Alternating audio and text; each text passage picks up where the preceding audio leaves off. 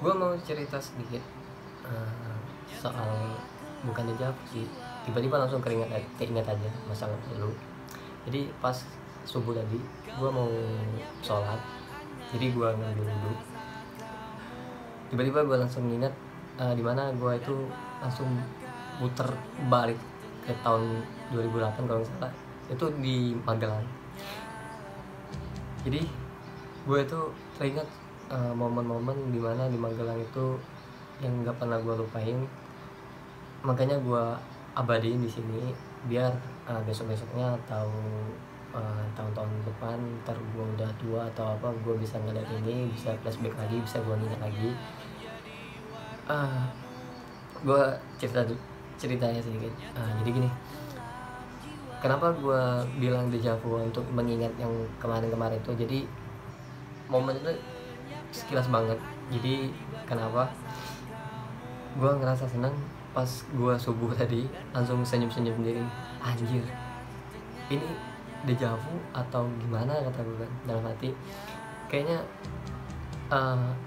kok sama banget dengan yang kejadian, kayak pernah udah ngelakuin, tapi emang udah pernah ngelakuin, tapi kayak momen yang tahun lalu itu balik lagi kayak sekarang gue ngerasain. Gimana di situ gue langsung, wah anjir, harus gue ceritain nih, harus gue abadi juga. Jadi gini, dimana itu kenapa gue bilang teringat langsung di Magelang, nggak pernah gue lupain, karena itu momen dimana pertama kali gue bisa berangkat ke Magelang. Itu gue bisa kesana itu karena gue dapet reward dari turnamen. Gue terpilih mewakilin provinsi gue, yaitu Sumatera Selatan, dimana gue dipilih untuk mewakilin, jadi ikut berangkat ke sana untuk ikut turnamen nasional. Dan itu pertama kali gua ikut nasional, kejuaraan nasional pertama kali. Senang banget gua, serius gua senang banget, dimana itu pertama kali dalam karir gua dalam dunia taekwondo. Walaupun gua udah ikut turnamen sana sini di suatu kota, yaitu kota Palembang, di kota gua juga pernah keluar daerah juga, masih dalam lingkupan Sumatera. Gue seneng banget karena udah bisa bawa nama Sumsel, bawa nama provinsi keluar atas nama gue. Jadi gue itu ikut dipilih terus berangkat. Sebelumnya itu gue bisa terpilih itu karena ada seleksi di mana gue juara seleksi itu, gue kalah juara 2, tapi gue tetap masih terpilih sebagai pilihan karena nggak tahu kenapa, itu berkat bantuan dari guru gue juga mempromosiin gue biar ikut. Tapi alhamdulillah gue seneng banget, akhirnya gue bisa mewujudin apa yang gue inginkan. By the way, gue berangkat itu gue masih kelas 3 SMA, nggak tahu, lupa gue tahun berapa, 2008 kalau nggak salah. Gue ikut itu kelas 3 SMA, dimana gue itu menjelang mendekati ujian nasional. Nah di sini gue bimbang banget. Pertama gue harus ikut, ya pertama kali, soalnya gue nggak mungkin nggak ikut kan, pertama kali dalam karir gue juga nggak mungkin menyia-siakan momen ini. Jadi gue dalam hati gue ikut, gue semangat ikut. Nah tapi di sisi lain gue harus ujian nasional, persiapan ujian nasional, belum ujian nasional, persiapan ujian nasional. Jadi gue ngomong sama orang tua ngizinin, terus gue ngomong sama orang-orang di taekwondo gimana, mereka sih tujuin dari saya sendiri urusan gimana. Akhirnya saya cerita sama orang tua, rembukin gimana putusannya, orang tua ngizinin. Terus besoknya itu orang tua datang ke sekolah buat izinin gue, bilang sama kepala sekolahnya bahwa gue mau ikut turnamen, gimana bagusnya. Jadi pas waktu itu orang tua gue datang, gue dipanggil ke kantor, gue bilang gue mau ikut kejuaraan, bawa nama Sumsel, bawa nama baik juga sekolah. um, pertama sih berat, pihak sekolah mau ngasih izin ya, soalnya dalam berapa bulan itu kalau nggak salah 3 atau sampai 4 bulan itu gue harus nyiapin yang namanya ujian nasional. Nah di sini gue bimbang banget, jadi gue ngiyakinin orang sekolah itu, pihak sekolah, bisa nggak berapa 2 minggu, kalau 2 minggu lebih gue libur untuk ngikutin ke turnamen ini. Soalnya kan ini jarang terjadi juga, umur gue mau dewasa kalau masalah itu takutnya nggak bisa lagi, terus nanti berat masalahnya. Nah di sini gue yakinin orang pihak sekolah untuk ngizinin gue. Nah mereka berat, tapi orang tua bilang ini atas nama baik sekolah juga, nama baik provinsi, atas nama baik Kota Palembang, mewakilin, kali aja menang, alhamdulillah. Kita berdoa aja kan untuk kebaikan bersama juga. Soalnya juga orang pihak sekolah jelasin ini masalahnya berat, soalnya mempersiapkan ujian nasional kan dalam beberapa bulan terakhir itu harus matang banget, takutnya terjadi apa-apa sama siswanya. Saya keluarga itu ngerti banget, tapi gue ngeyakinin lagi pihak sekolah, dan alhamdulillahnya pihak sekolah ngerti juga, ngizinin gue libur berapa minggu. Dan di situ gue seneng banget, nggak momen yang nggak pernah gue lupain. Akhirnya gue cuti sekolah, libur sekolah 2 minggu lebih kalau nggak salah itu, dan 3 hari, dan gue besoknya nggak sekolah. Teman-teman gue pada nanyain kemana, gue bilang gue ikut turnamen, doain aja. Dapat support juga dari sekolah, terus dari teman-teman dari tim ungu juga, tempat gue latihan itu 2 jam dapat support.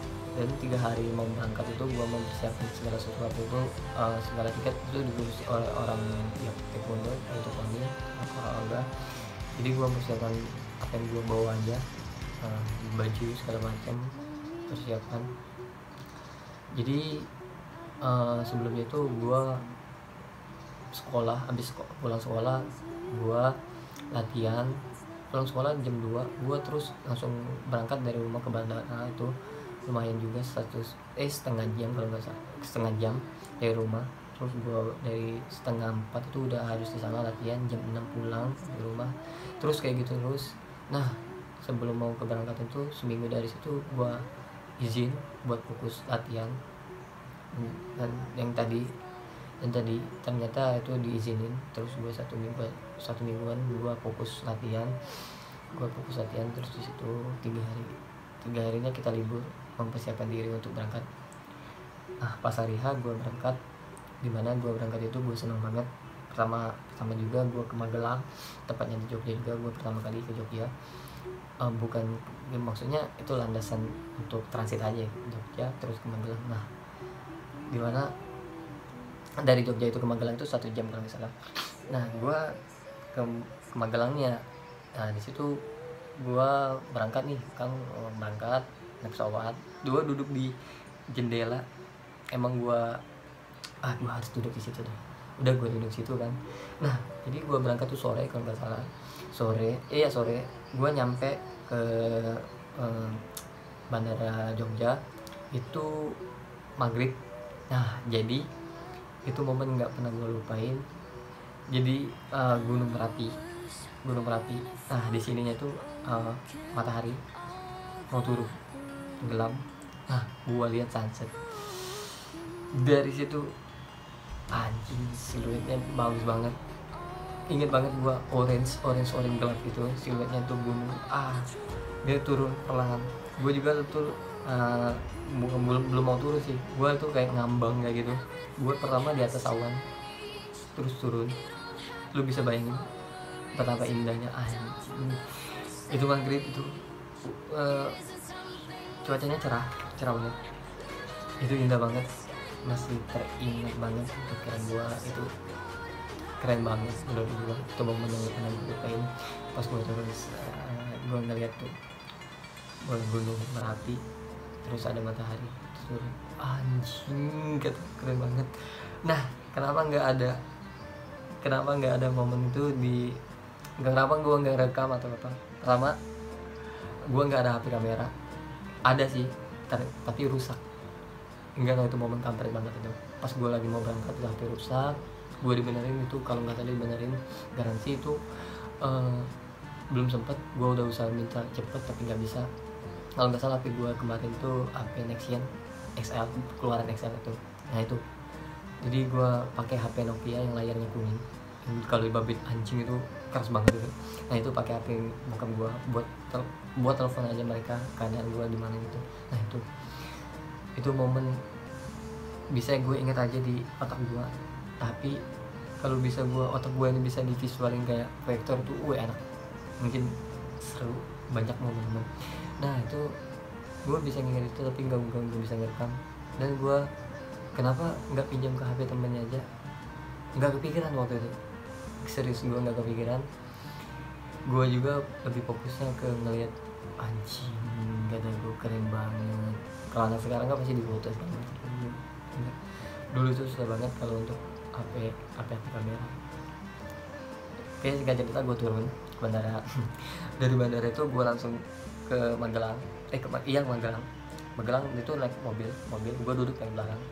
Selama pas mau masuk di kota Jogja itu hujan gerimis.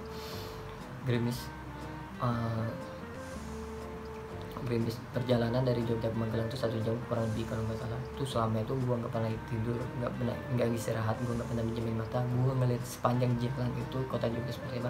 Sumpah enak banget tempatnya, adem, enak banget pokoknya Jogja. Selama itu gue perjalanan itu dari Jogja ke Magelang, terus gue sampainya di Magelang itu anjing kaca mobil itu berembun. Bukan efek dari AC ya, tapi nggak tahu, gue nggak sadar kalau di situ ada, gue dekat dengan gunung, gue nggak sadar malamnya tuh. Jadi gue sama teman-teman tuh bersiap-siap untuk bawa barang ke tempat mes. Nah gue bisa gambarin mesnya itu, ya kita tuh tinggalnya di mes Akmil ya, kejuaraannya di Akmil. Jadi kita dapat tempat penginapan mes Akmil. Nah kita itu kayak rumah susun kayak gitu.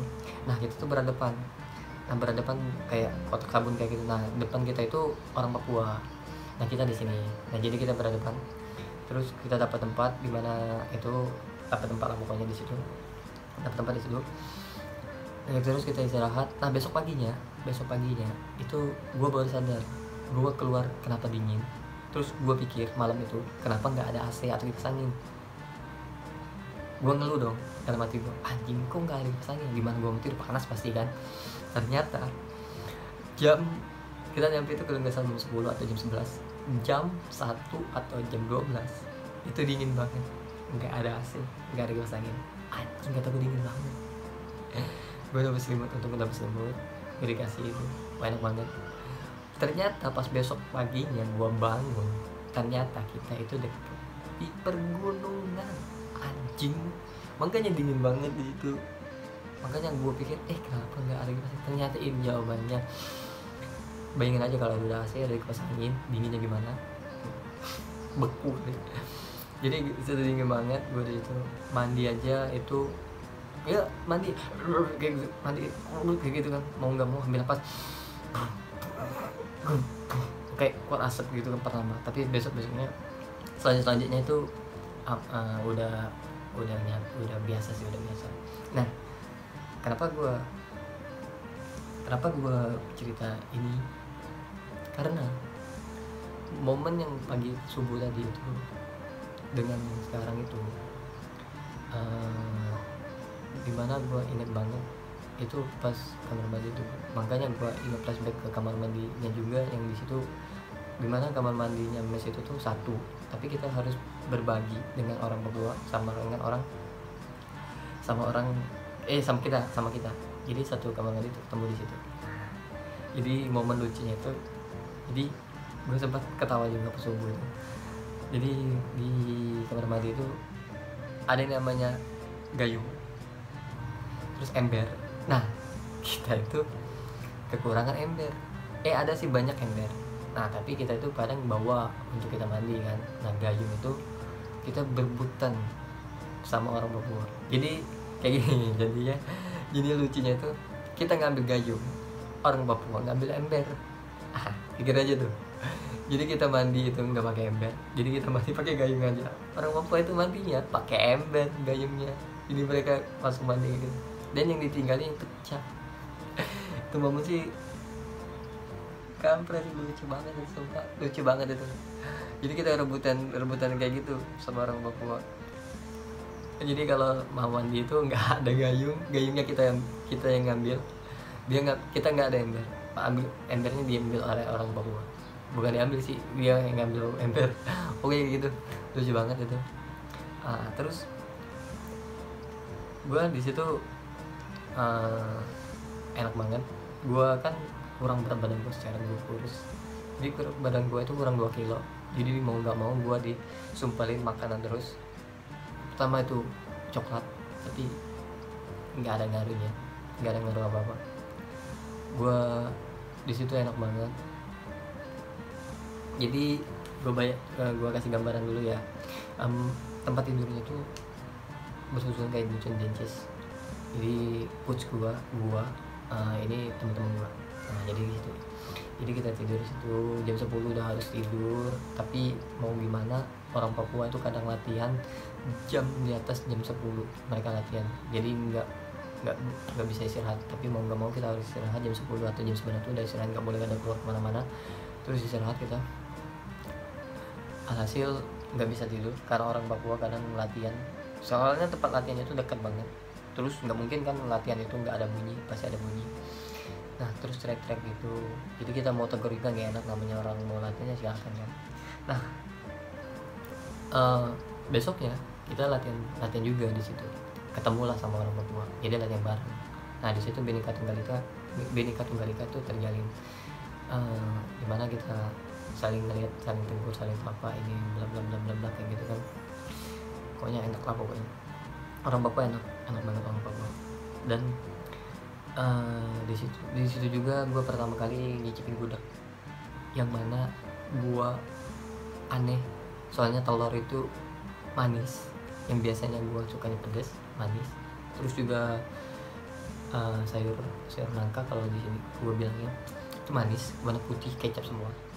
Gue disuruh makan 2 kotak pagi, makan itu mau nggak mau gue makan, tapi nggak habis, gue simpan karena biasanya makan nasi gudeg itu kayak gitu. Menurut gue kalau siang atau malam bisa gitu, pagi sarapan menurut gue nggak bisa nerimanya, bukan perut gue nggak bisa nerimanya.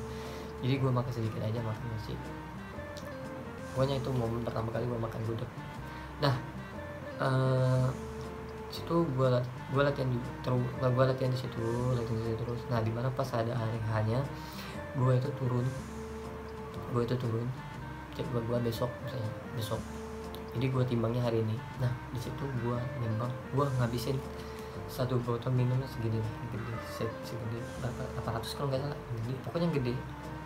Gue ngabisinnya itu segini, tinggal sisanya tuh gue minum segini gue minum. Nah itu lu pikirin aja, gue mau nimbang tuh gue minum, disuruh minum. Soalnya berat badan gue nggak nambah.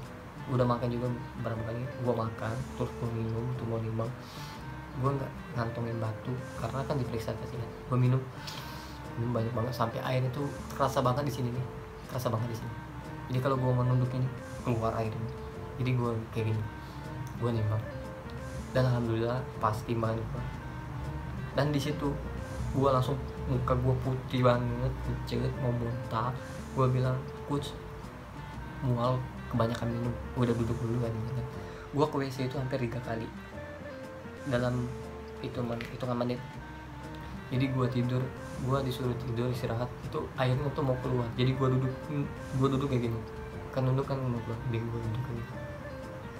Gue mau senyum aja gue duduk. Terus gue langsung, coach, saya mau ke WC, mau pipis kan. Gue keluarin banyak banget itu anjing.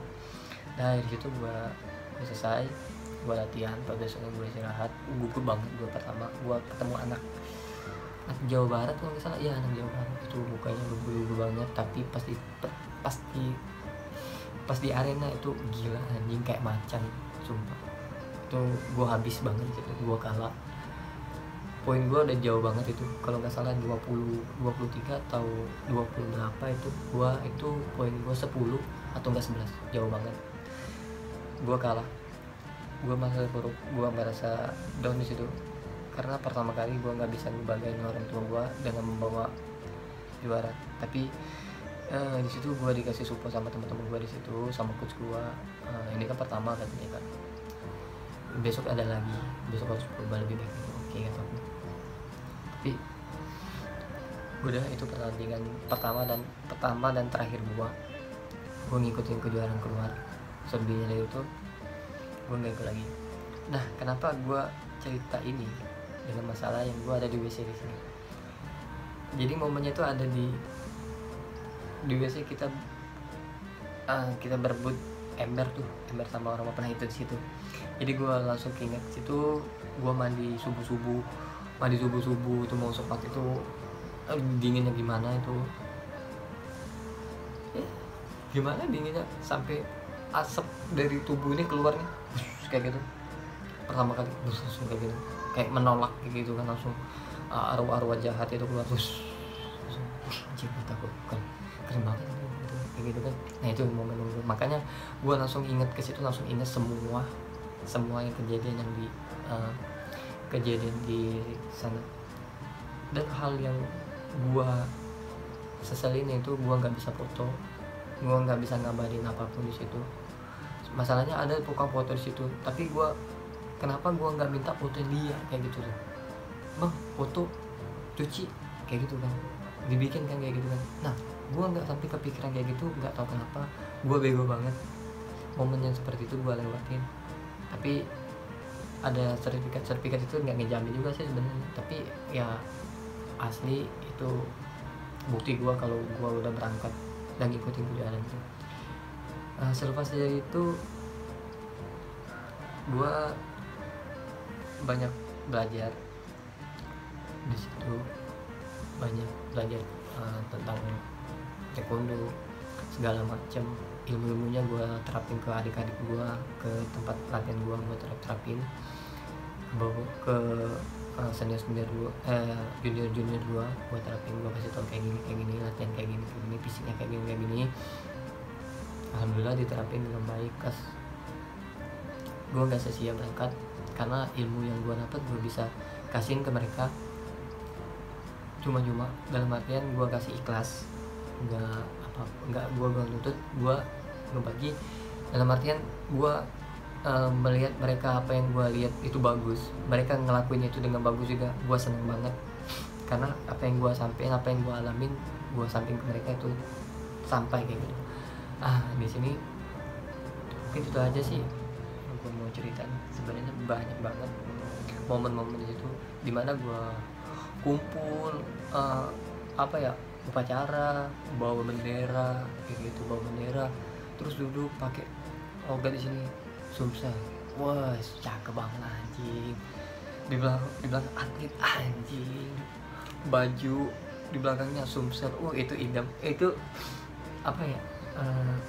keinginan gue banget yang kayak gitu, pakai baju belakang tulisan itu Sumsel anjing, keren banget pokoknya. Terus mewakili kayak gitu, terus panggil, terus dapat teman-teman baru juga, anak-anak baik-baik semua yang mau ngajarin, yang ngasih support. Terus juga banyak gue ada orang latihan militer, Akmil di situ, latihan di situ. Mereka ngelihat mereka diceburin, direndam pakai air dari gunung itu, kayak gitu kata gue. Soalnya cita-cita gue itu jadi polisi, tapi nggak kesampaian.